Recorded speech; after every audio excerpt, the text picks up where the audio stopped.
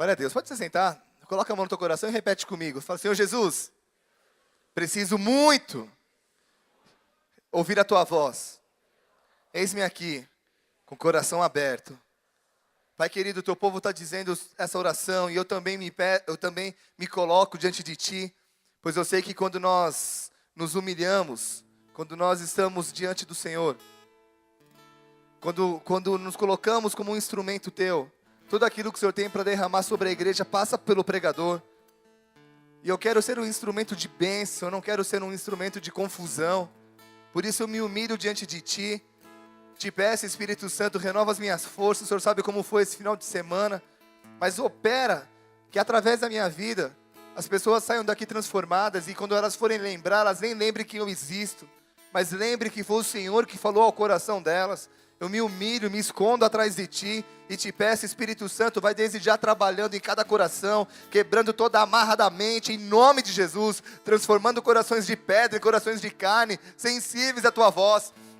Também, quando o Senhor está no ambiente, as pessoas começam a receber curas no físico, que isso aconteça, que os seus anjos trabalhem nesse momento, e estejam trabalhando, curando, tocando. Pai, fala com cada um, vem com uma unção profética, revela o coração, opera, pois nós somos teus e queremos ir morar contigo. Sabemos que o céu é o nosso lugar, mas nos usa para levar mais pessoas conosco para essa habitação que nos está preparada. Nós te agradecemos em nome de Jesus, amém e amém. Glória a Deus.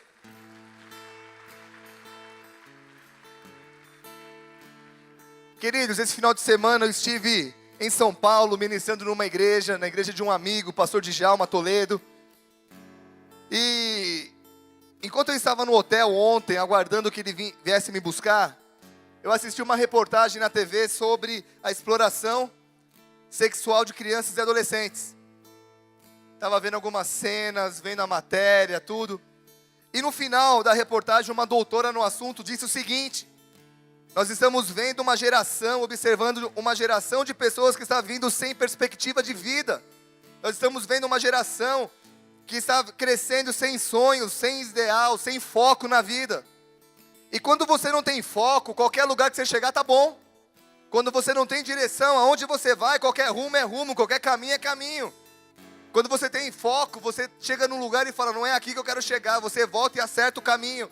Mas quando você não tem um foco, você chega num lugar e diz, tá bom, tudo bem, é aqui mesmo. E nessas, entrar num mundo obscuro, não é tão difícil quando não se tem direção. Andar sem rumo é horrível. Fala para o irmão do lado, você precisa saber o que é da vida, irmão. Amém? Quando eu casei, eu tinha 24 anos e minha esposa 16.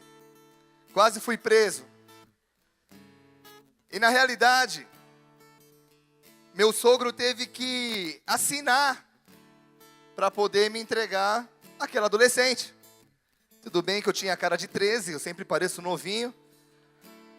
E eu não sabia. Eu estava lá na igreja. Na época eu tinha um topetinho. Tinha cabelo, mas eu era tipo um monstrinho. Foi Deus que cegou a Vivi para poder casar comigo. Agora fiquei lindo, tudo bem. Mas na realidade, estava lá esperando ela. E no lado de fora estava acontecendo algo que eu nem imaginava. Ela me contou depois. Ela falou que meu sogro parou assim na frente da igreja, olhou para ela e falou assim, filha, você quer desistir? Eu não me importo de perder o que eu gastei na festa. Vamos fugir, vamos embora. Aí ela com 16 anos olhou bem na cara dele e falou, pai, onde eu vou achar um homem igual ele?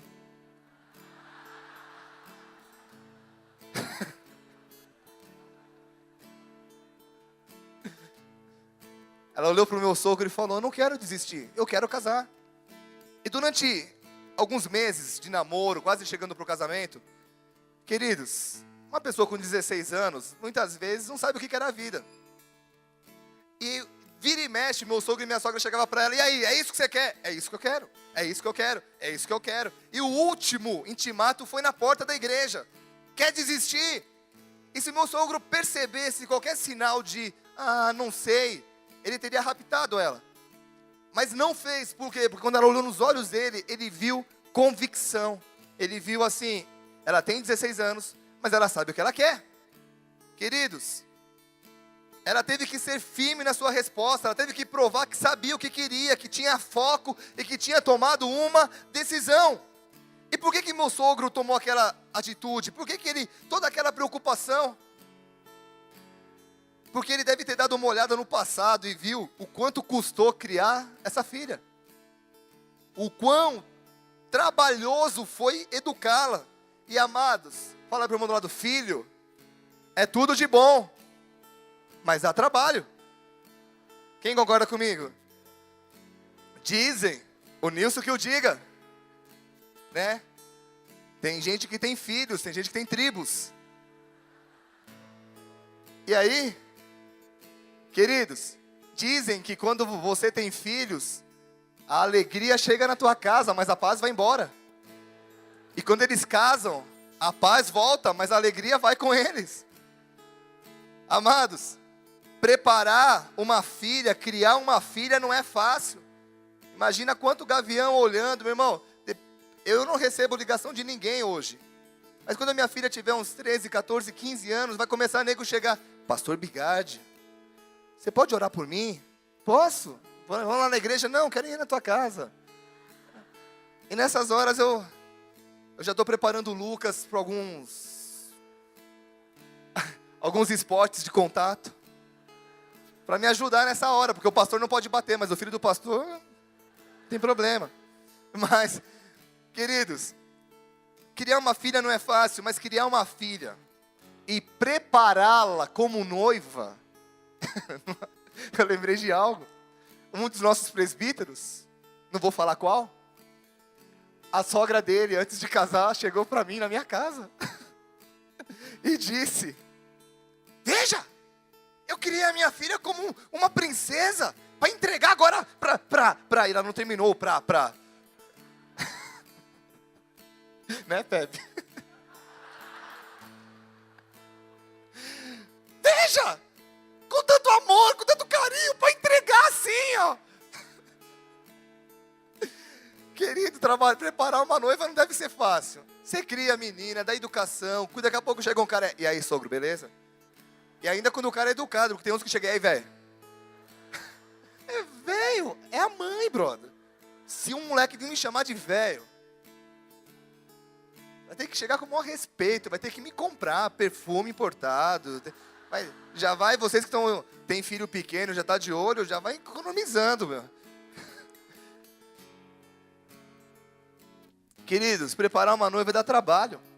E a Bíblia diz que eu e você somos uma noiva de Jesus. Como assim, pastor? Tem irmão já dizendo, noivo escambau, mano. Eu vou te dizer que Deus está olhando do céu e Ele não está vendo inúmeras igrejas. Nesse momento, Deus não está vendo Bola de Neve, a Batista, a Quadrangular, a Aba. Deus não está vendo as igrejas, nome por nome. Deus está olhando para a terra e está vendo o quê? Fala para o irmão do lado. A igreja. Há uma grande diferença de estar numa igreja e ser a igreja. Queridos, a placa da igreja não vai entrar no céu. Agora, a igreja vai estar encontrando com Ele. E o que é a igreja? A igreja é formada por pessoas que entenderam que o céu é o seu. Queridos, pessoas que entenderam que a igreja não é apenas um lugar de encontros, mas a igreja são as pessoas que têm um relacionamento com Deus, um relacionamento de amor entre o seu Filho Jesus e a igreja, entre ela entende isso. E aqui não importa se você é homem ou mulher, se você faz parte da igreja que vai encontrar seu noivo, você é noiva. Se você faz parte da igreja que quando você tem certeza, se eu fechar os olhos aqui e abrir, eu vou encontrar com ele. Eu vou te dizer que eu estou viajando bastante, essa volta agora atrasou o avião e tal. E na aterrissagem, primeira vez que eu vi um avião dando um slide. E eu dei uma segurada, falei, os céus. Deu uma gelada, mas eu falei, Deus, se acontecer algo aqui, eu vou fazer o culto contigo. Tenho certeza, eu sou tua noiva. Eu faço parte da igreja. Não do Bola de Neve, da igreja. Tem alguma noiva aqui? Jesus, Não. Tu tem alguma noiva aqui? Queridos, fala para o irmão do lado, preparar uma noiva não é fácil. Amado, preparar alguém para um casamento não é tão fácil assim. É só você ver quem já casou. Essa deve ter casado semana passada. Né? Aleluia! Querido, mas é bom, casamento é bom. Tem luta, mas é bom, é bom. Good. Queridos, para pensar quanto trabalho deu teu casamento. Quanto trabalho dá? Você não organiza um casamento de uma semana para outra. Eu vou casar. Ainda mais a mulher, né? Ela prepara. E quando você casa, ela continua preparando. Sabe, ela fica preocupada. O que eu ganhei? Não vou lhe falar nada. Mas aconteceu isso. Né? Desesperado. Calma aí, deixa eu ver meus presentes. Que presente? Querido. Esquece, o maior presente sou eu. Querido, fala pro irmão do lado, nessa noite, eu e você, vamos aprender a preparar uma noiva para a festa. Fala pro irmão do lado, vai dar trabalho, mas vai valer a pena. Se a noiva somos nós vamos aprender a cuidar do nosso coração e nos preparar para o maior evento de nossas vidas. O que uma pessoa solteira mais espera da vida? Casar. Nem todos, mas a maioria. Cara, é o evento mais importante. Você vê quanto trabalho. O primeiro trabalho é achar alguém. Você olha, você fala... Irmão, eu falo para as irmãs assim, irmã, não fica escolhendo muito não. Se tiver dente, for de Deus, vai para cima. Sabe? Tem que ser de Deus em primeiro lugar.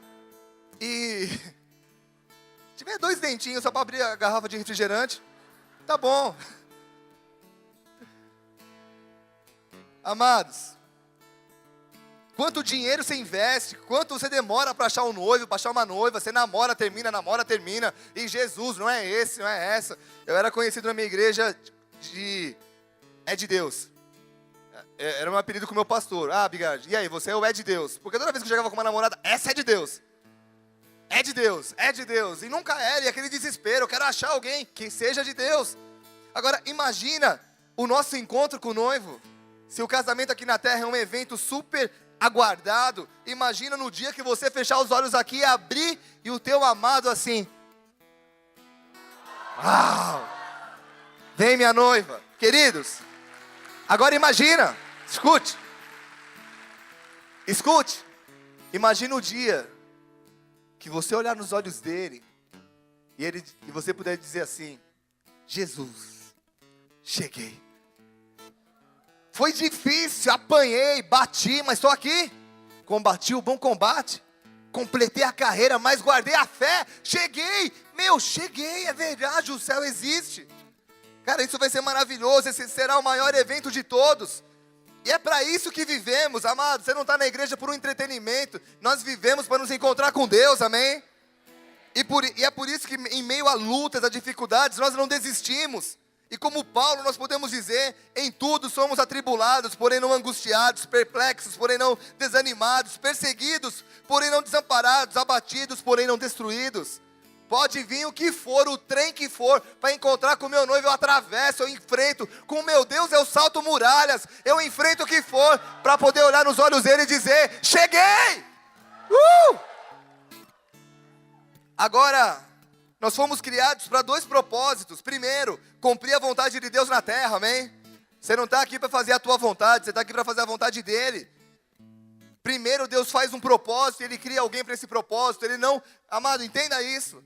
Você não estava na terra andando sozinho, passeando, e de repente Deus olhou, você não está fazendo nada, vem fazer algo para mim. A Bíblia diz que Deus encontrou Jeremias e falou: antes que eu te formasse no ventre materno, eu te consagrei profeta às nações. Fala para o irmão do lado: Deus tem um plano para a tua vida.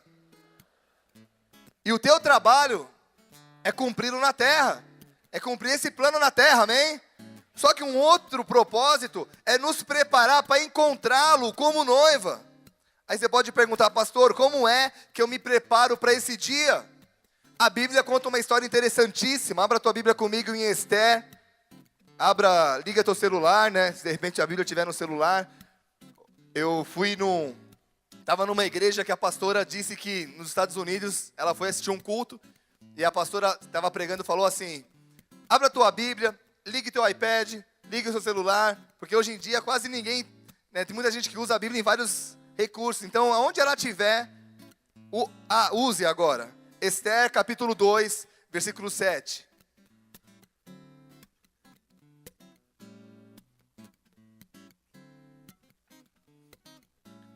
A Bíblia fala de um homem chamado Mordecai. Morde quem? Mordecai. Um bom nome você dá para o seu filho.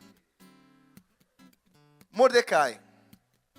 Olha aqui que diz. Ele criara a Hadassa, que é Esther, filha do seu tio, a qual não tinha pai nem mãe. Ela era jovem, bela, de boa aparência e formosura. Tendo-lhe morrido o pai e a mãe, Mordecai a tomara por filha. Queridos, Esther era prima de Mordecai, mas esse a tratou como filha. E Esther sabia que ele não era seu pai. E alguém que é criado por um parente, geralmente não chama de pai, geralmente não chama de mãe, nem todo mundo, mas muita gente chama de quê? Ô tio, tia. E podemos aqui ver que Esther foi meio que criada por um tio, um parente mais velho. E queridos, cuidar dos seus filhos já não é fácil. Agora, cuidar dos filhos dos outros deve ser pior. Que vem com uma carga, vem de uma forma diferente. E você não vê Mordecai olhando para Esther, dizendo, Esther, você não é minha filha. Esther, o seu passado me mostra que nós não somos tão íntimos assim. Não fui eu que te gerei, eu não vou cuidar de você, fica na tua. E por quê? Porque Mordecai não liga para o passado dela. Queridos, eu sei que Esther e Mordecai são duas pessoas diferentes. Só que nessa mensagem, elas são a mesma pessoa. Fala para o irmão do lado. Nessa mensagem, você é Mordecai e você também é Esther. Por quê? Queridos, quem aqui é noiva de Cristo? Precisam entender o começo da mensagem. Não é amém, é aquele... vamos lá, quem aqui é noiva de Cristo? Legal, você é noiva, certo? Agora, você tem que preparar essa noiva para encontrar com Deus. Mordecai foi aquele que preparou a filha como uma noiva. Então você vai ter que cuidar de você mesmo. Então nessa mensagem você vai aprender lições sobre Esther, que é a noiva, e sobre o pai dela, ou o tio, mas aquele que prepara a noiva. Você entendeu? Então você é aquele que é a noiva, mas é aquele que vai cuidar. Porque, irmão, se você não cuidar de você mesmo, quem é que vai cuidar?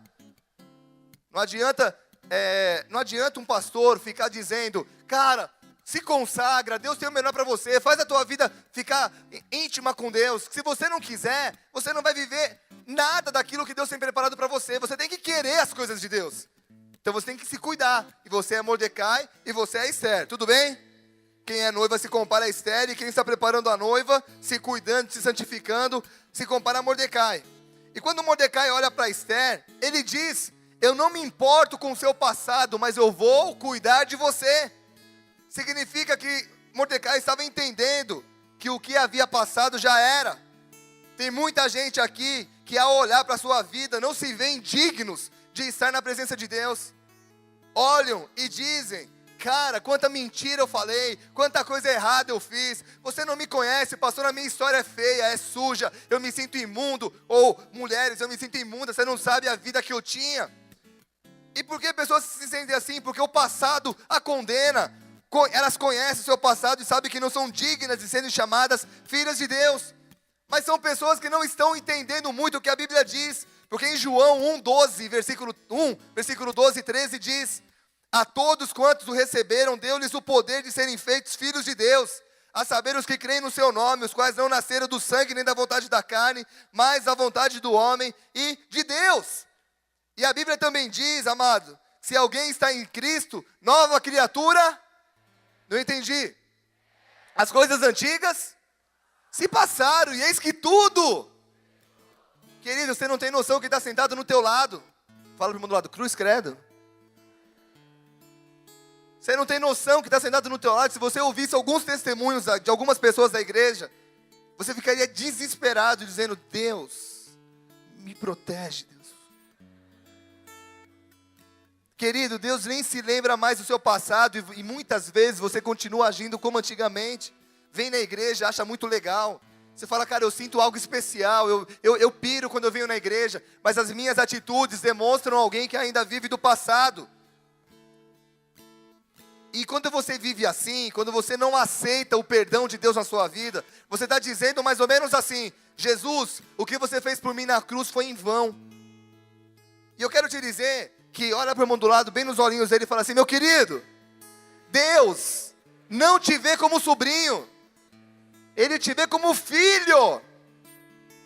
Opa, não entendi. Fala para o irmão do lado: você não é sobrinho, você é filho de Deus. Amém? Mas a pergunta é: por que muita gente continua agindo como sobrinho? Como assim, pastor? Vamos lá. Algumas atitudes de sobrinho que mostram que você ainda não entendeu nada. Você já viu um sobrinho na tua festa? Sobrinho é aquele que vai na festa, quer os presentes, quer a festa, mas ele não quer ser chamado a atenção. Ele não tem compromisso com a festa, nem com a arrumação da casa depois da festa. Queridos, os cultos são uma festa. Quando a gente entra na igreja meio triste, já na hora do louvor já começa e cara, parece que esquece, desliga do mundão e se conecta aos céus e pega uma carga de energia de Deus e recarrega as baterias e tem a semana toda para aguentar o tranco. O culto é uma festa, amém? Festa que fazemos ao nosso Pai. Chegamos na igreja, o louvor, começamos a nos alegrar. E em toda a festa existem presentes. É ou não é? Qual é o maior presente quando você vem num culto? Quando Deus começa a falar com você. Quando você vem no louvor e de repente uma frase do louvor você começa a chorar. Você fala: meu, se o culto acabasse agora eu já estou feliz, Deus falou comigo. Já aconteceu isso com você? Quem já aconteceu diz amém. Sabe, um louvor que você fala: brother, acabou.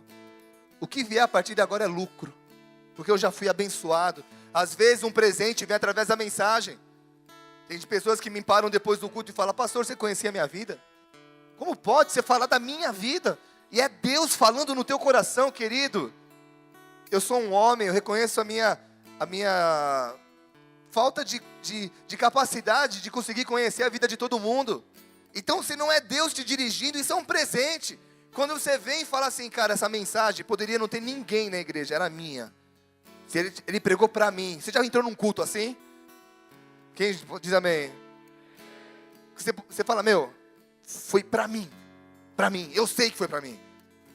Às vezes uma palavra profética, Deus toma o pregador numa profecia e você começa a sentir lá dentro: cara, sou eu. E de repente ele fala uma coisa que é só você e Deus sabe. Você fala: brother, como Deus pode me amar tanto? 2.000 e poucas pessoas na igreja, Ele falou comigo. Uau, que presente. Às vezes uma experiência. Às vezes você está aqui na igreja e de repente rola uma unção, você cai, apaga. E de repente você tem uma experiência louca que você fala: brother, minha vida foi mudada. Mas aqui, isso é muito bom. Só que aqui entra a diferença, porque sobrinho quer a festa, sobrinho quer o presente. Eu quero pular, eu quero receber palavra profética, eu quero receber oração, eu quero ter experiência, eu quero de Deus. Só que ele não quer se comprometer com a festa. O sobrinho não quer se envolver nos ministérios da igreja. Tem mais de 6 meses da igreja, a galera da zeladoria apanhando igual cachorro para limpar a igreja, e você: eu vim só para receber. O sobrinho é aquele que vem no culto e ele olha a galera dos atalaias cuidando, e sempre os mesmos. Por quê? Porque falta gente. E ele diz: não é problema meu, eu quero curtir a festa. Sobrinho, mentalidade de sobrinho. E Deus, meu irmão, Deus não... A igreja não é formada de sobrinho. Fala para o irmão: a igreja, a noiva, é formada por filhos e filhas. Sabe, o sobrinho é aquele que não dá... É aquele que diz o seguinte: por que tanto aviso na igreja? Por que tanto aviso? Fala um monte de coisa, está falando do cruzeiro, não sei o quê.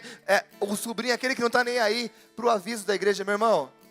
Os avisos da igreja estão te mostrando aquilo que a tua igreja está fazendo para edificar a tua vida. Você quer ver uma coisa que eu fico nervoso? É quando alguém me liga para perguntar a hora, dia de evento, que eu fiquei 15 minutos falando aqui. Eu falo daqui a pouco, pastor, quando é que é o culto dos solteiros mesmo? Pastor, não sei o quê, pastor. Irmão, avisos. O sobrinho não quer saber de ser avisado. O sobrinho quer curtir a festa. Sobrinho é aquele que não quer ser confrontado, não quer ouvir a verdade. Fala para o irmão do lado, sobrinho quer o culto da vitória. Mas ele não quer a vitória que vence a frieza nos cultos. E vitória que vence a frieza nos cultos só se consegue com intimidade com o pai. E intimidade com o pai é só filho que tem. Querido, se eu for na casa do meu tio, tirar minha camisa e abrir a geladeira dele, eu vou tomar uma porrada no meu tio. Ele vai falar, ô moleque, você é folgado, mano. Principalmente os meus tios de Osasco. Aí, mano, vai tirar a camisa aqui? Agora, quando eu chego na casa do meu pai, eu só não fico de cueca porque ele não é casado com a minha mãe. Porque na casa do meu pai, pego o leite e bebo na garrafa. Porque é meu pai. O meu filho não precisa pedir autorização. Pai, posso abrir a geladeira? Meu filho, ele abre a geladeira. O meu filho não fica... Às vezes as pessoas têm medo de falar com o pastor, né? Nossa, o pastor. O meu filho é aquele que fala, ô pai, trocar uma ideia. Meu filho é aquele que atrapalha o sono do pai. Porque, meu irmão, quer me ver ficar chateado é quando alguém me acorda.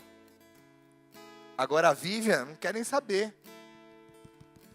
Pai, de madrugada ela vai na cama e, pai, eu tenho que... Oi, filha, deixa eu dormir com você. Aí abraça, ela dorme junto. Por quê? Porque é filha. Agora imagina seu sobrinho. Aí, tio. Vai pra lá um pouquinho, deixa eu dormir aqui também. A Vivian de vez em quando faz xixi na minha cama. Fico muito bravo. Mas é minha filha. Abro a janela, vem o sol, seca. Se meu sobrinho fizer xixi na minha cama, vou cortar o bingolau dele. Ainda mais se for grande, imagina. Aí, pai. Aí, tio. Meu irmão, sobrinho é folgado. Fala pro irmão do lado, sobrinho, não tem direito. Fala agora, filho, recebe herança. Você podia dar um glória a Deus por isso, né? Sabe, sobrinho, ele quer o rolê, a festa. O filho quer falar com o pai. O filho tem prazer de conversar com o pai todos os dias. Agora o sobrinho quer conversar com o tio para quê? Pedir coisa. Qual é a oração do tio, do sobrinho? Me dá, me dá, me dá. Você já viu algum sobrinho chegar para você e falar, ô tio, tá precisando de alguma coisa? Geralmente o sobrinho chega aí, tio, me arruma uma grana. Esses dias, meu filho sabe que nós estamos numa campanha para construir nossa casa. E ele falou, pai, meu cofrinho é teu. É pouco, mas ele deu o cofrinho e falou, ó, vamos construir nossa casa. Ele se envolveu no projeto. O filho se envolve. O filho, ele se interessa com as coisas do pai. Vocês estão aqui? O filho entende que o melhor para ele não é o que ele quer, mas o que ele precisa. Queridos, o filho entende isso. E esse entendimento faz com que o filho ouça verdades. O meu filho estava jogando uns joguinhos na internet. E nunca senti problema dele jogar. Tal do Clube Penguin. Agora, tem um outro que ele começou a jogar. Que ele começou, sempre que ele jogava, ele ficava meio que mal depois. E eu estava em São Paulo, eu falei, fala para ele não jogar mais. E aí hoje, na hora do louvor, ele saiu e falou, pai, parei de jogar aquele negócio lá, e ó, tô bem. Sabe, mas ele queria jogar. Mas o filho ouve a direção do pai, porque ele sabe que o melhor para ele não é o que ele quer, é o que ele precisa. Agora, o sobrinho não está nem aí com isso. Quando o sobrinho ouve uma direção, ele não dá nem bola. Ele está tendo atitude de sobrinho. E o detalhe, o sobrinho não tem direito a nada. Pai, chega um sobrinho na tua casa, um sobrinho grande, e pede a chave do teu carro. Fala, meu, vai passear, brother. Agora chega teu filho. Ô pai, deixa eu dar um rolê no teu carro. Dependendo de como ele for, você fala, filho, vai lá, só lava depois. Né, geralmente, o filho, sobrinho, fala pro mundo do sobrinho. não quer lavar o carro do pai. Agora o filho lava sem saber se vai poder usar o carro. Quem já lavou o carro do pai esperando que o pai fosse deixar dar uma volta? E chegava no final, nem obrigado, ele dava. Tipo, tá fazendo mais que obrigação, moleque. Você precisa ter um entendimento, querido, que independente da sua história, vocês estão aqui? Independente da sua história, do passado ser boa ou ruim, Deus não te vê como antes. Ele te vê como alguém totalmente perdoado, lavado pelo sangue. Não interessa se as suas atitudes até hoje foram de sobrinho. Para Ele hoje você é filho. Você pode dizer, obrigado, Senhor. E aí entra algo muito interessante. Porque quando Esther vai morar na casa de Mordecai, ela vai com o coração aberto para mudanças. Por quê? Quem aqui já morou em casas de parentes? Você é criado de um jeito. Quando você vai na casa do parente, é diferente. E você tem que se adaptar à casa e não a casa a você. E brother, e muitas vezes não é fácil. Porque ouvir algo de um pai é uma coisa, ouvir algo de um tio, já falou, mas nem meu pai fala assim, mas não interessa, mas quem é o dono da casa sou eu sou seu tio. Então, fala para o irmão do lado, se você quer se transformar em filho, você precisa ter o coração aberto. Porque na casa de Mordecai havia outros hábitos, outros costumes. Amado, quem quer ser noiva precisa estar com o coração aberto a mudanças. Repita comigo, se eu quero ser noiva. Mais forte, se eu quero ser noiva, eu preciso ter o coração aberto para mudanças.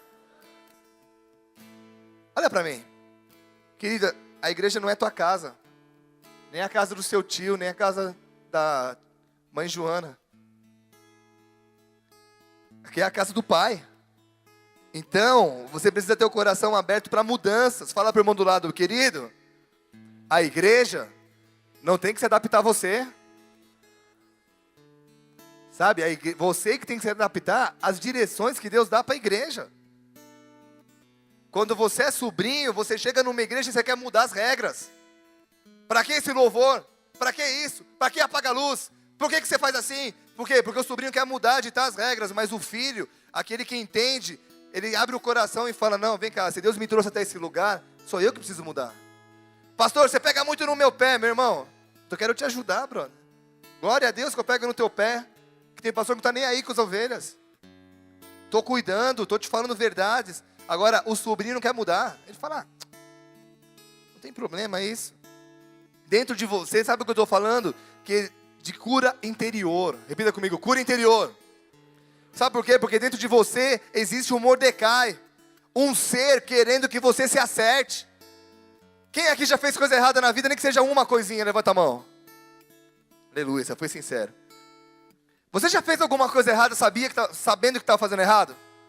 Uma vozinha, algo lá dentro dizendo, cara, meu irmão, mesmo antes de se converter, você já fez isso? Quem que era que estava dentro de você? Mordecai. O Espírito Santo lá, tipo, preparando a noiva. Eu lembro de uma vez que eu era pequeno, aí você não vai dar tempo de contar, deixa. Aleluia. Cada vez que você diz isso, uns 50 centavos caem na minha conta. E eu estou espalhando isso pelo mundo. O meu mundo é o Paraguai. O Paraguai faz parte do mundo. Amado, eu era pequeno. E na minha época, todo Marcelo era alguém meio que gostava de aprontar. E eu tinha um vizinho chamado Marcelo e ele era carioca.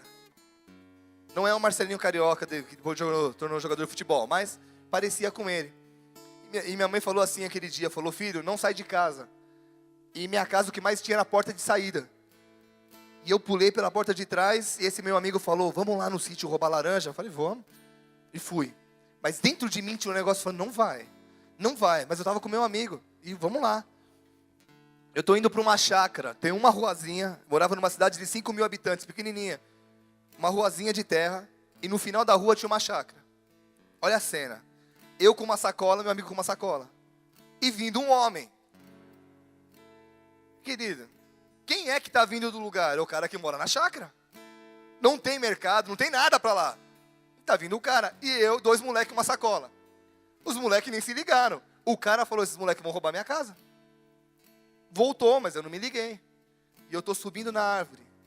E o cara entra na casa e começa a gritar. E a gente sai correndo. Só que de tão desesperado, a gente não correu pro lado da cidade, correu pro lado da serra. E a gente subiu e o cara tirou. Até hoje eu não sei se era um revólver ou era um facão. Mas estava muito sol e brilhava e refletia. Meu irmão, pensa no menino que correu e que... Cara, se aquele dia eu estivesse disputando uma prova de salto, como é aqueles... De obstáculo, eu teria ganho medalha de ouro. Porque tinha um monte de fazenda de sítiozinho assim, com umas cerca de arame farpado. E eu saía correndo e pulava, e saía rolando no outro lado e pulava. E eu cheguei em casa, e naquela época eu era meio preto, de tanto ficar na rua sem camisa. E o meu amigo era preto. Então assim, nós dois meio escurinho, correndo. Quando a gente chegou em casa, ele, malandrinho, ficou na boa, mas eu cheguei branco em casa. E quando a minha mãe olha pra mim, ela fala, você me desobedeceu. Como você sabe? Branco. Eu nunca me esqueço disso, porque lá dentro tinha uma vozinha dizendo, não sai de casa. Não sai de casa. Não sai de casa. Sabe, Mordecai é aquele que está dentro de nós dizendo, ei, não faz isso, cara. Não aceita esse convite. Não vai para lá. Mas também existe uma Esther. E o que é Esther? Alguém que vai ter que se abrir para a mudança. Alguém que vai ter que aceitar que as pessoas falem a verdade para ela. Aceitar que digam que você está errado. Queridos, Provérbios 27:6 diz, leais são as feridas feitas pelo que ama, porém os beijos de quem odeia são enganosos. O amigo, fala para o irmão do lado, o amigo. Fala, o amigo que é amigo. Fala bem forte, o amigo que é amigo. É aquele que te diz quando você está com mau hálito. Por quê? Porque o amigo não quer te ver passar vergonha. O amigo é aquele que olha para você e quando ele vê um repolho no teu dente, grudado no aparelho, ele fala, querido, tem um repolho aí no meio do aparelho. Agora, aquele que não está nem aí com você é aquele que deixa você passar vergonha. E depois você vai lá no espelho do banheiro, da churrascaria, algum lugar, você vê tem um feijão aqui. Fala, meu Deus, ninguém me falou. Agora é o amigo que falou, meu irmão, teu dente está sujo. É aquele que vê a caquinha no teu nariz. Ô, tá feio aí, bro. Sabe, amigo é sincero. Vocês estão aqui? Amigo é sincero. Eu lembro de uma vez que eu morava em São Paulo, na casa do Foca. E a mãe dele falou uma frase para mim que eu fiquei muito bravo. Ela falou assim, Bigardi, você é alguém difícil de lidar. Você é alguém, quando a gente fala qualquer coisa, você fica de cara, você vira o rosto, você fica bravo com tudo. E naquele dia ela falou aquilo, eu fiquei bravo. Passou o tempo, mudei para Curitiba e tal. E um dia, eu parei para pensar quem que estava certo. Eu falei, se eu tiver certo, tudo bem, mas e se ela tiver certa? E se eu for mesmo um cara difícil de lidar? E posso te dizer, anos se passaram, adivinha quem estava certa? Ela. Eu era um dodóizinho, a pessoa falava algo, e eu ficava triste, eu ficava meio... E quando alguém me falou a verdade, eu não estava com o coração aberto para mudanças. Eu queria provar por A mais B que eu era daquele jeito e que pronto, tinha que ser assim. Esther é aquele que entende que quando alguém chega e te fala verdades, ele tem que falar, meu irmão, legal, obrigado, cara. Fala para o irmão do lado, é difícil ouvir verdades. Mas é necessário. Vocês estão aqui? Entendam, para você ser o que Deus quer que você seja, fala para o irmão do lado, você vai precisar querer ser. E não querer ter. As pessoas querem ter tudo que Deus tem para eles, mas não querem ser tudo que Deus tem para eles. Fala para o irmão do lado, ser é melhor que ter. Amém? Você pode ter o mundo inteiro e perder o quê? Tua alma. E a Bíblia diz, o que adianta você ganhar o mundo inteiro e no final das contas ele falar, filho, eu não te conheci, não te conheço. Como que você não me conhece? Eu frequentava o Bola de Neve, o pastor Bigardi, estava lá domingo, fui no evangelismo, entrei na Jocum, fiz o Transforma em Curitiba, fui num monte de lugar, fui da cesta básica. Como assim você não me conhece? Jesus vai olhar e vai falar assim, infelizmente, quando eu levantei pessoas para te falar a verdade, você não quis ouvir.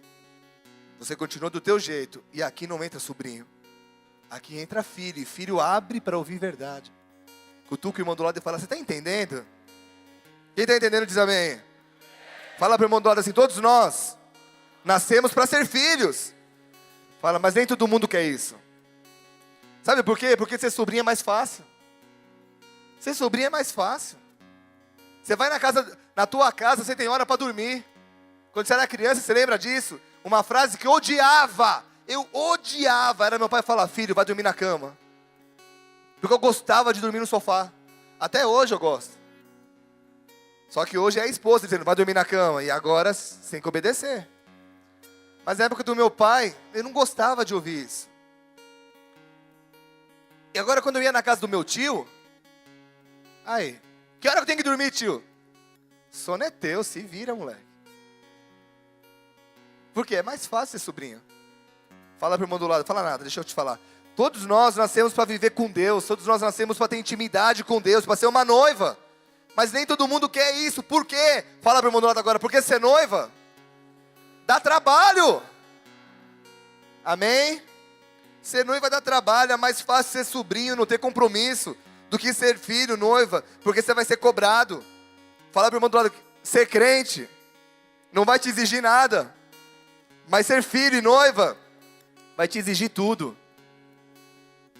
Ser noiva vai exigir tudo de você, querido. Ser crente, você dá para Deus o que você quiser. Ah, Deus, eu vou extinguir. Meu irmão, você já viu algum envelope sendo distribuído na igreja para você dar dízimo, oferta? Por que a gente faz isso? Por que a gente não tem controle do quanto você dá para Deus? Porque eu estou jogando a batata quente na tua mão. Resolve com Ele conhece quanto você ganha. Se você ganha 1.000 e dá 50 reais para Deus, não dá o seu dízimo, não dá a oferta, você não está enganando a mim, você está enganando Ele. Mas o sobrinho não está nem aí. O sobrinho, ele fala: quem que vai descobrir isso? Ser filho vai exigir o quê? Você vai ouvir uma voz, dá isso para ele. Irmão, quem estava aqui quarta-feira? Veio um pastor da Argentina pregar. Foi essa quarta? Pastor Javier. Tenta evitar de andar um pouquinho, amém, galera? Quem está daqui meio que atrapalha. Ele veio pregar. Foi um homem muito usado por Deus, foi um negócio muito legal. Eu gosto desses argentinos que eu estou andando agora, vê-los pregar. E eu estava ali com uma jaqueta que eu comprei no Havaí da Oakley. E eu fui fazer snowboard com ela e ela foi muito funcional. Não entrou nada de neve, de gelo, não entrou frio. Estava tranquilo. Amei aquela jaqueta. E Deus falou isso para mim. Falou: você quer o que ele tem? Você quer ler a Bíblia do jeito que ele lê? Eu falei: Deus, é o que eu mais quero. Eu respeito essa unção. Dá essa jaqueta para ele. Ele mora em Buenos Aires e lá é frio. Não sei quantos já foram para Buenos Aires. Eu já peguei frio em Buenos Aires. Meu irmão, não se compara com o frio de Curitiba. É muito frio. E eu olhei e falei: Deus, eu ganhei umas 30 jaquetas. Eu vou lá em casa rapidinho, ninguém vê. Eu pego uma lá e dou para ele. Ele falou: dá essa, porque essa é a sua xodó. Ai, ser crente, ser crente, você não nem liga para isso. Quando você é filho, exige tudo. Deus é especialista em pegar nossos xodós para nos entregar coisas maiores. Eu não vi o que aconteceu, mas o mundo espiritual destravou algo. Fala para o irmão do lado assim: para ser filho, você vai ter que abrir mão de muita coisa que você acha legal, para ganhar o que é excelente. Queridos, excelência não vem na mão de sobrinho. Excelência vem na mão de filhos. Todo mundo nasce sobrinho. Por quê? Porque a Bíblia diz que esse mundo jaz o maligno. Você já viu uma criança que apronta? E diz: não fui eu. Esses dias minha filha, colou um monte de figurinha na estante da sala. E na hora de tirar, só veio a figura e ficou aquela parte branca, que é horrível de tirar, sabe? Aí eu chamei: filha, quem fez isso? Não fui eu. Falei: quem foi? O Luca. Chamei para uma reunião familiar. Expliquei para ela o problema. A criança já nasce com isso. Nesse mundo você nasce, meu irmão, você entrou no mundo, o mundo jaz o maligno. Eu lembro de uma historinha que eu acho que, posso contar? 6 pessoas disseram amém, então eu não vou contar. Posso contar? Um dia eu fui numa reunião da escola do Lucas. Ele devia ter uns 4 aninhos. 2, 3, 4, 5 aninhos. Mais ou menos.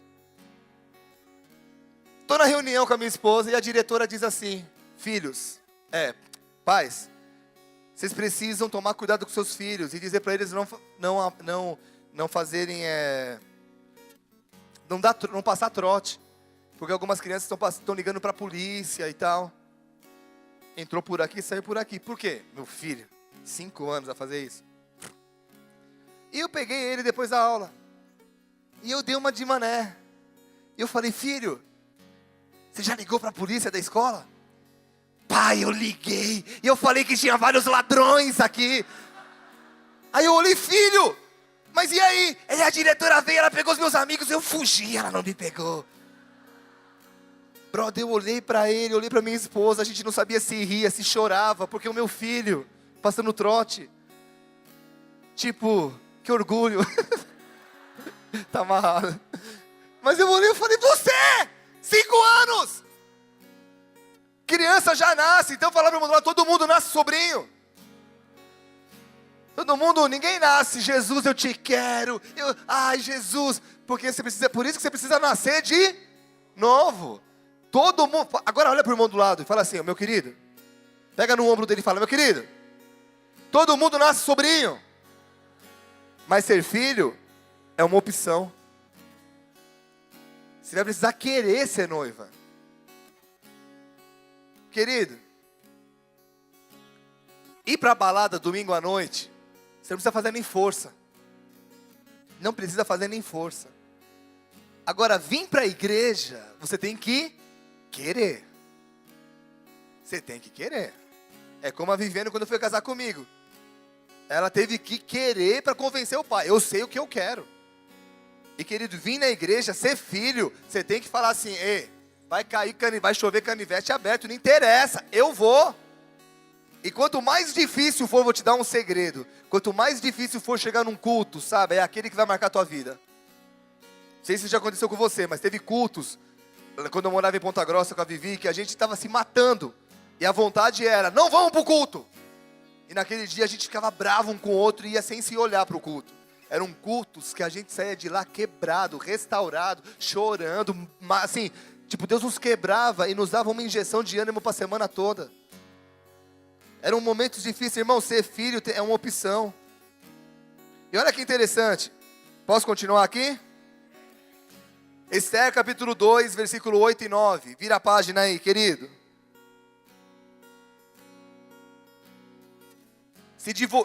Em se divulgando, pois, o mandado do rei e a sua lei, ao serem ajuntadas muitas moças na cidade de Suzã, sob as vistas de Hegai, levaram também Esther à casa do rei, sob os cuidados de Hegai, guarda das mulheres. A moça lhe pareceu formosa e alcançou favor perante ele, pelo que se apressou em dar os ungüentos, os devidos alimentos, como também 7 jovens escolhidas da casa do rei, e a fez passar com as suas jovens para os melhores aposentos da casa das mulheres. Queridos, o rei amou Esther, mas isso não impediu. Olha para mim, presta atenção que eu vou falar, por favor, pai, que a igreja entenda o que eu vou dizer agora. Vocês estão aqui?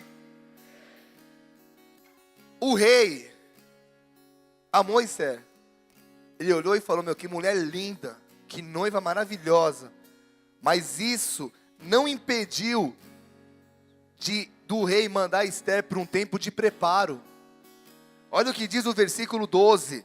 Em chegando o prazo de cada moça vir ao rei Assuero, depois de tratada segundo as prescrições para as mulheres, por 12 meses, porque assim se cumpriam os dias do seu embelezamento, 6 meses com óleo de mirra, 6 meses com especiarias e com perfumes e ungüentos em uso entre as mulheres, 12 meses no spa, 12 meses alguém cuidando do teu cabelo, sem você pagar nada. Imagina, você acordava e massagem. Mulheres, imagina isso, 12 meses. Quem recebe isso? Vocês não sabem por que vocês falaram amém. Sabe por quê? Porque todo mundo quer ser noiva. Quem quer ser noiva?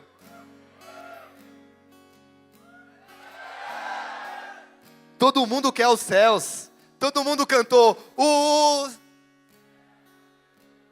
De novo, vai lá. 1, 2, 3. Amém, até aí.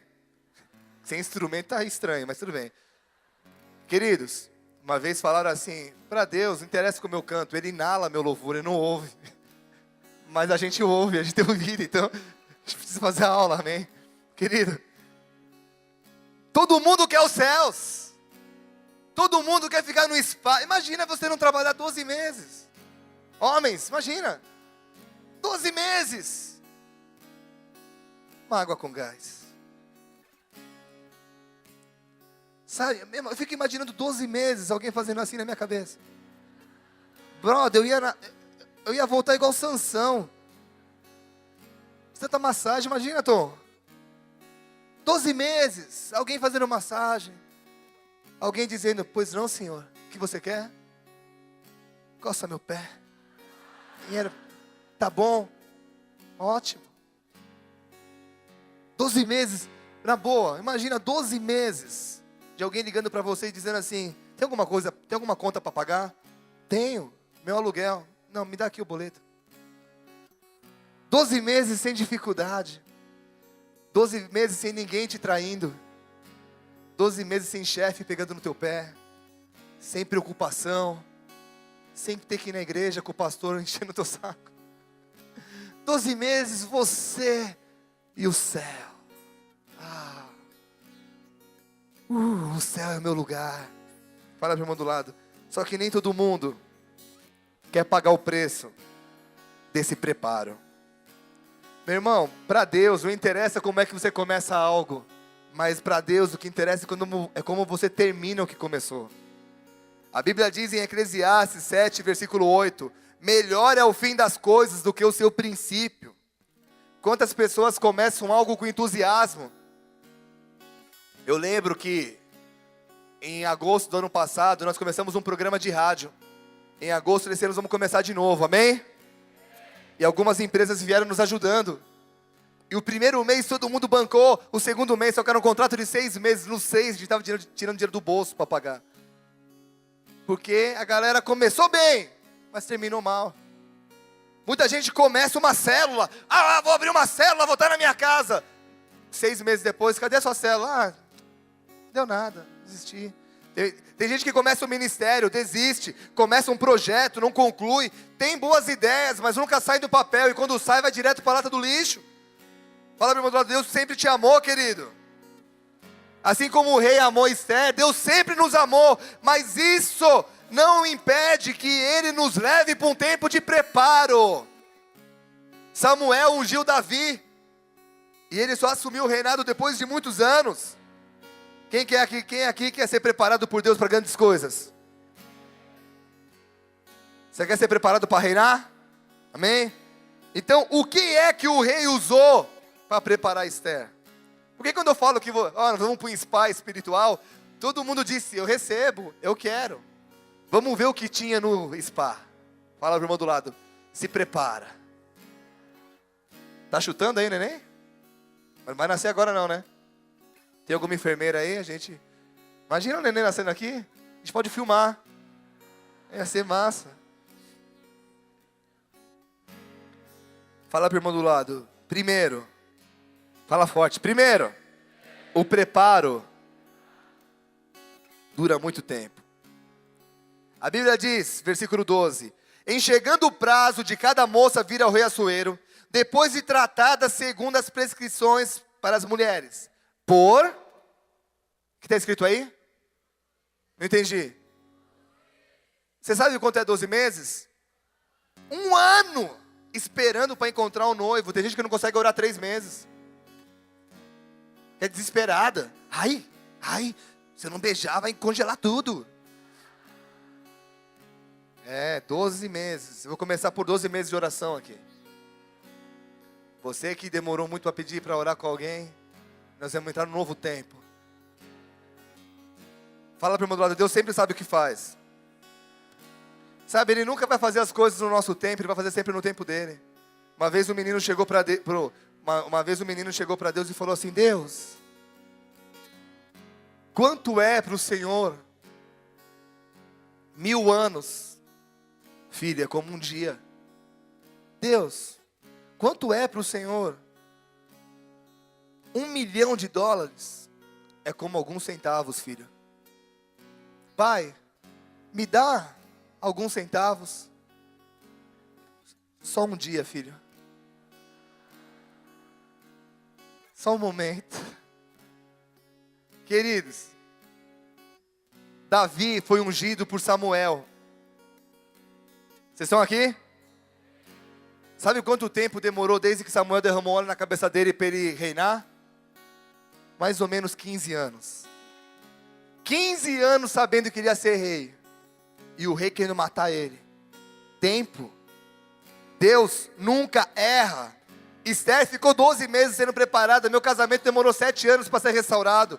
Eu comecei a receber palavras proféticas de que Deus estaria me usando em 94. Eu comecei a ver isso acontecer, ver a luz no fim do túnel em 2002. Fala para o irmão do lado, Deus nunca erra. Amado, Deus não está demorando. Deus não se esqueceu de você, amém? Se a sua vitória ainda não chegou, porque você não está preparado. No final, fala para o irmão do outro lado, fala no final, tudo dá certo. Amado, se não deu certo, é porque não chegou no final ainda. É um tempo de preparo. Há um tempo para tudo. Paciência é uma virtude. As maiores vitórias sempre serão recebidas por alguém que sabe esperar. Quem sabe esperar não come frio. Vocês estão aqui? Segunda coisa no spa. Quem quer ser preparado por Deus? Primeira coisa, não vai ser do dia para a noite. Segundo, fala para o irmão do lado. Vão ser meses de unção com óleo de mirra. A Bíblia diz assim, ó. Porque assim se cumpriam os dias do seu embelezamento, 6 meses com óleo de mirra.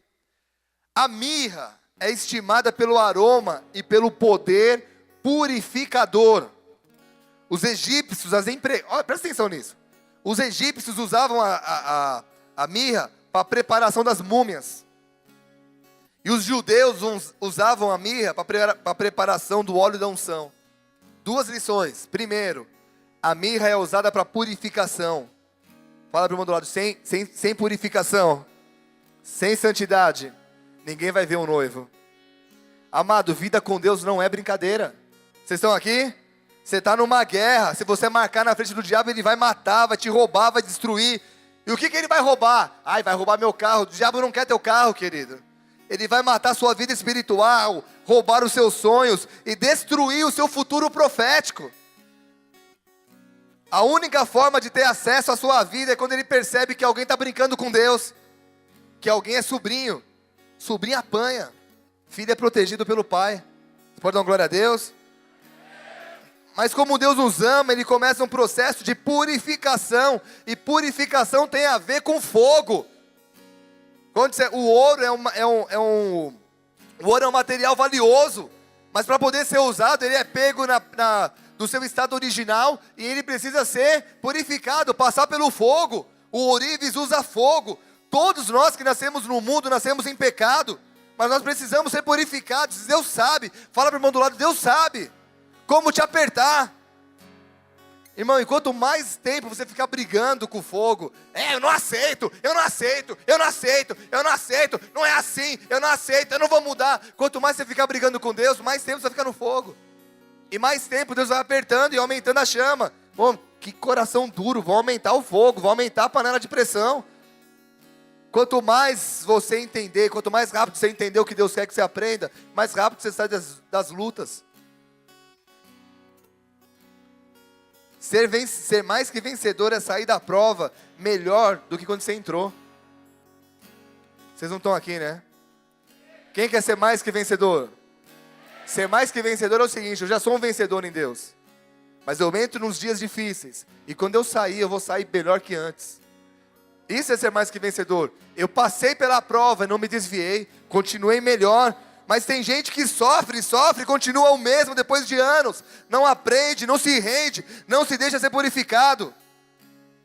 E sabe o que eu aprendo? A mirra serve para purificar e para fazer o óleo da unção. Segunda lição. Repita aqui, bem alto comigo, a unção. A unção só vem depois da purificação.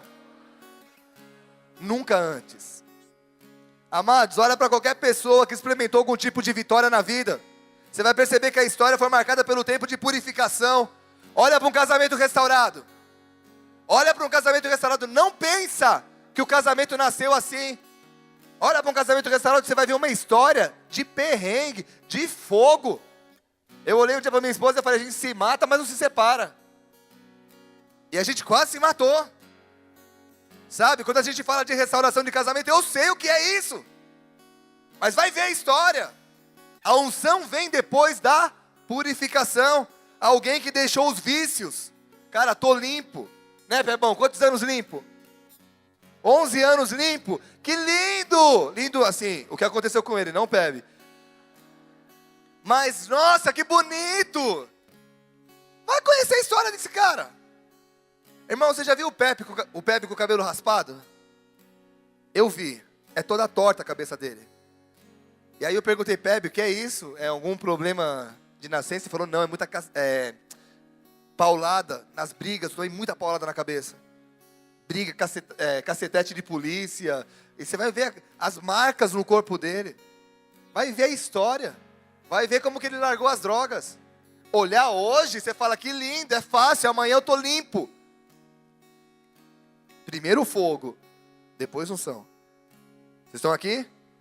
Olha para alguém que está sendo bem sucedido financeiramente. Quem quer bênção financeira aqui? Vai olhar a história de quem está sendo abençoado. Tem uma história de joelho, de pessoas dizendo, Deus, me ajuda, me prospera. Neguinho comendo o pão que o Senhor abençoou. E às vezes com lágrima. E sendo fiel. Eu conheci um empresário esse final de semana. Fala para o irmão do lado, o empresário. Meu irmão, o empresário. De frequentar a casa do Camargo Corrêa, daquela galera ali e tal, daquelas empresas, o cara casca grossa demais. Me contou a história dele. Quase que eu dei uma oferta para ele. Sempre antes da unção vem a purificação. Como é fácil ver, como é legal você ver alguém que venceu na vida, né? Alguém que Deus prosperou, que abençoou financeiramente. Vai conhecer a história da pessoa. Você vai ver alguém que teve que orar, acreditar, investir na vida dele. Irmão, vê alguém que está sendo usado por Deus. Esses dias eu ouvi uma história de uma mulher que falou assim, eu quero que meu marido vire pastor, para ele ganhar bem. Falei, vai estudar teologia, para mudar de profissão. Eu falei, cara, não entendeu nada. Entendeu nada.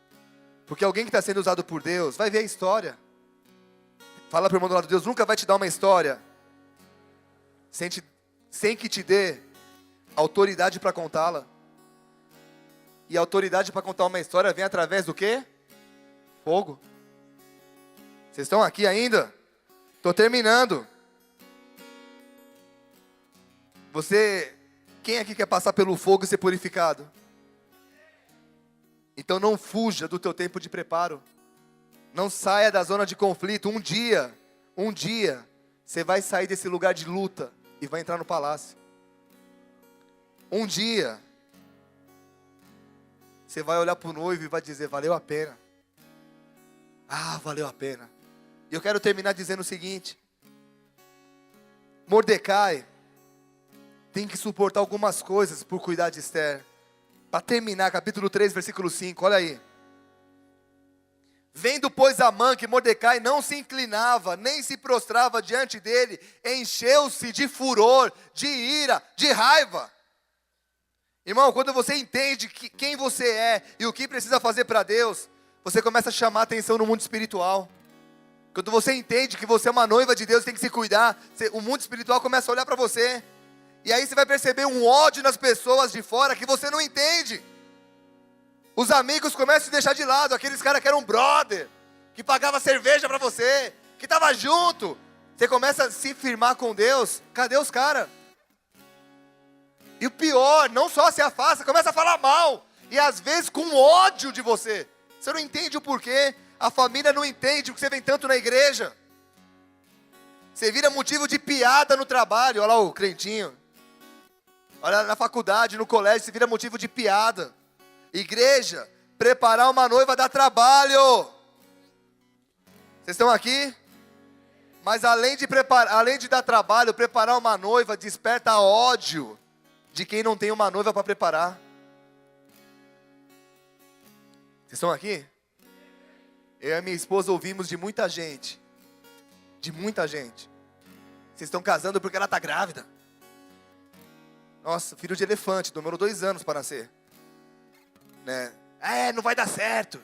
Quando ela tiver com 18 anos, você vai ver, ela vai voltar aqui para tua casa. Ela vai fazer, meu irmão, já faz 12 anos. Quem é que tinha raiva? Quem não tinha uma noiva para preparar. Fala para o irmão do lado, preparar uma noiva causa inveja em quem não tem. Sabe, muita gente quer o que você tem. Muita gente quer a intimidade com Deus que você tem. Que eu posso te falar? A galera pode tirar sarro de você, mas quando a porca entorta, é isso aí, a porca entorta, ou torce o rabo? A porca entorta é tipo... Vocês entenderam o que eu quis dizer?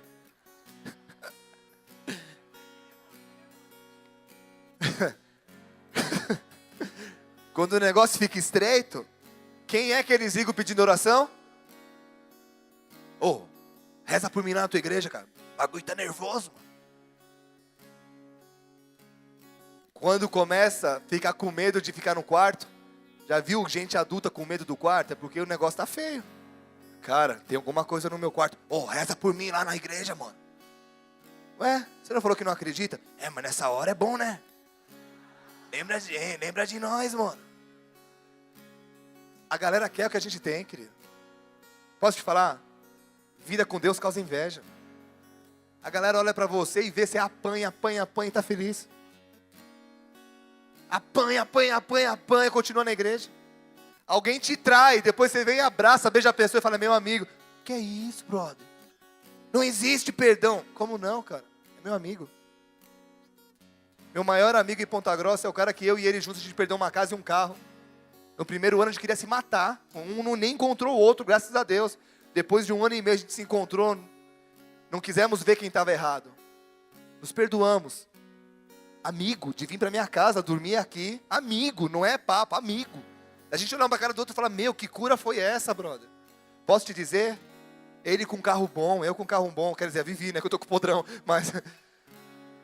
Mas não tô a pé. Bem. A gente feliz, os dois com o casamento restaurado. Os dois bem na igreja. E isso causa inveja, porque tem gente que não consegue perdoar ninguém. Irmão, todo mundo quer que a gente tem, mas ninguém quer pagar o preço para ter o que a gente tem. A galera gosta de meter o pau em quem está preparando uma noiva, porque ele não tem uma noiva para preparar. E a história diz que um dia, esse cara que tinha ódio de Mordecai, teve que honrá-lo em praça pública. Houve uma história, não vou ler o versículo inteiro, mas ele teve que declarar diante de uma praça. Olha o que esse cara teve que dizer. Eu vou ter que ler o versículo inteiro, posso? Esther 6, versículo 10 e 11. Então disse o rei a Amã. Amã era o cara que tinha ódio de Mordecai. Apressa-te, toma as vestes e o cavalo, como disseste, faze assim para com o judeu Mordecai, que está sentado à porta do rei, e não omitas coisa nenhuma de tudo quanto disseste. Amã tomou as vestes e o cavalo, vestiu a Mordecai e o levou a cavalo pela praça da cidade e apregoou diante dele. É assim que se faz ao homem que o rei deseja honrar. Amado, não adianta. Muita gente odeia os crentes, os cristãos, mas eles querem o que nós temos. E a Bíblia diz que um dia todo joelho se dobrará, toda língua vai ter que confessar: Ele é o Senhor. Um dia todo mundo vai ter que dizer: você estava certo. Um dia a galera vai dizer: o teu Deus é real.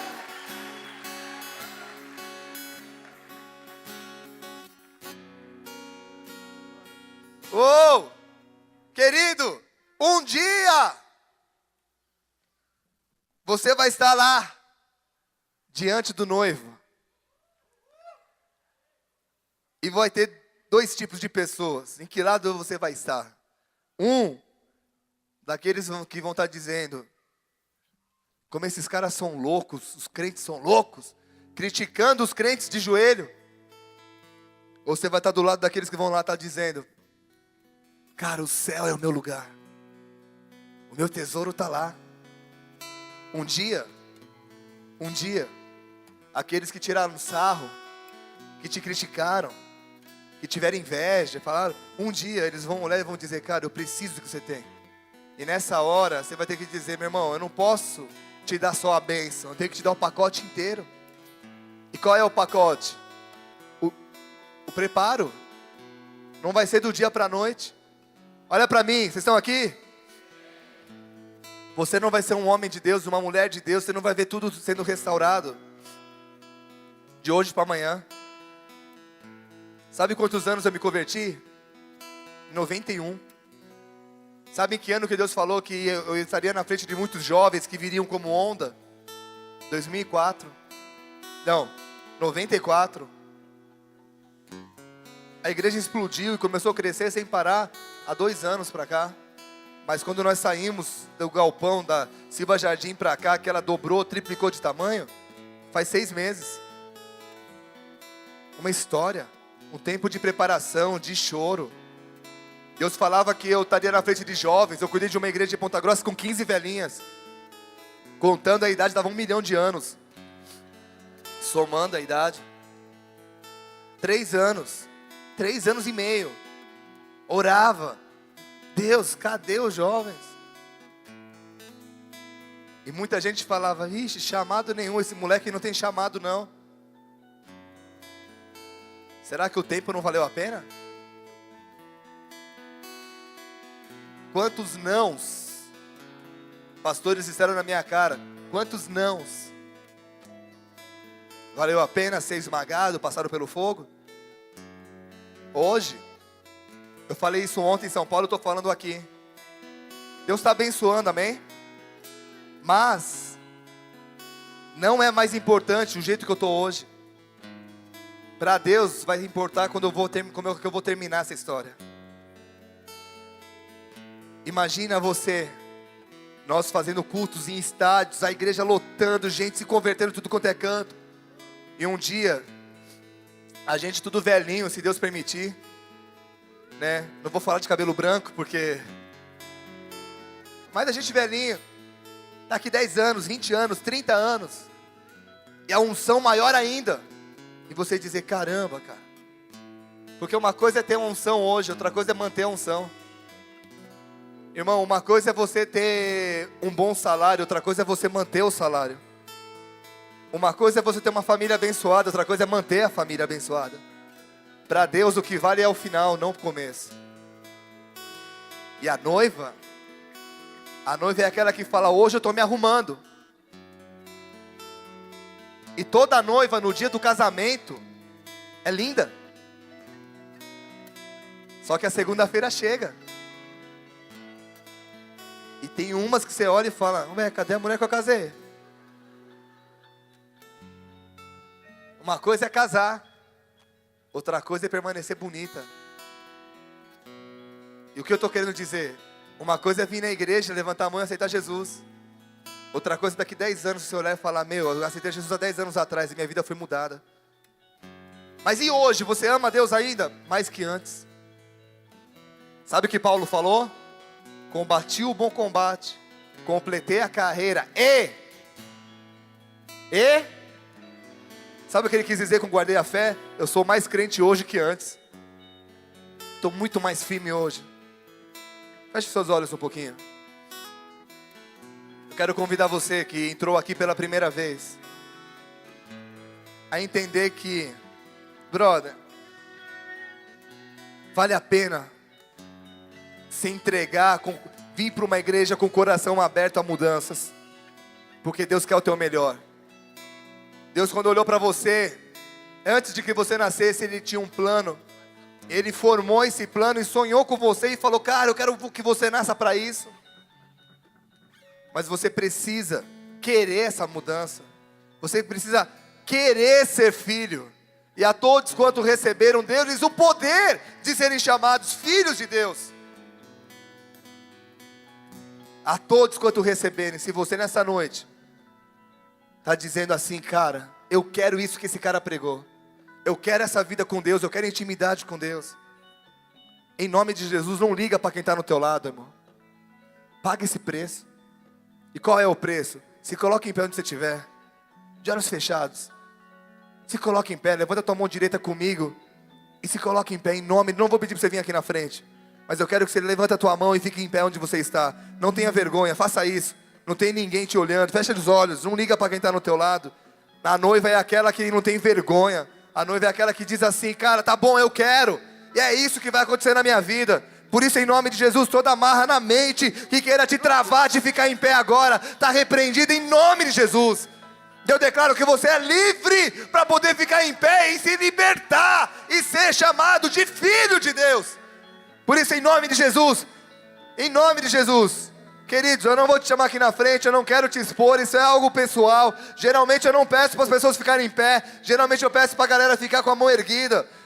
Mas eu quero que você, como noiva, tenha uma declaração, um ato de fé, dizendo, ei, eu estou me abrindo para uma mudança, para um novo estilo de vida. Não vou ser mais sobrinho, vou ser filho.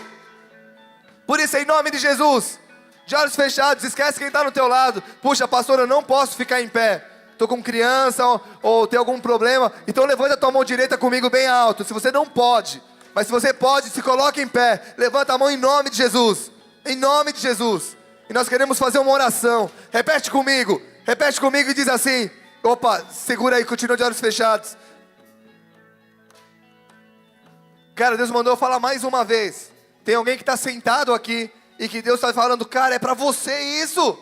É para você isso. Você está esperando o quê?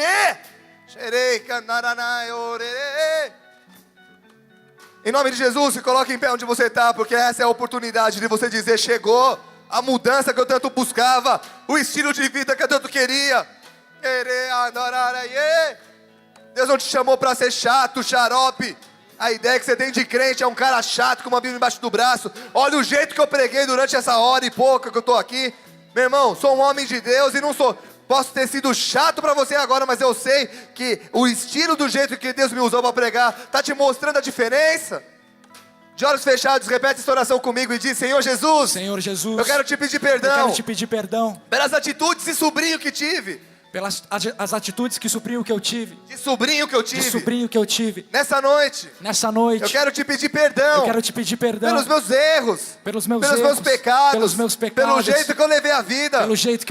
Mas eu reconheço. Que há um Deus que me ama. Que enviou o seu Filho. Jesus Cristo. Para nascer. Crescer. Morrer. E ressuscitar por mim. A ti, Jesus. Que é o meu noivo. A partir de hoje, eu me consagro como tua noiva. Eu reconheço que tu és o Filho de Deus. E eu te aceito como meu noivo. A partir de hoje, escreve uma nova história. Pois eu sei que o céu é o meu lugar. Pai querido, em nome de Jesus, essas vidas que estão em pé, que estão com as mãos erguidas, que elas sejam impactadas, que no nome de Jesus nunca mais eles ajam e sejam a mesma pessoa. Eu os abençoo e profetizo que eles nunca mais vão querer ter atitudes de sobrinho, mas vão querer andar contigo. Nós te agradecemos por esse momento tão especial, aonde está havendo festa nos céus. Aleluia, aleluia. Oh!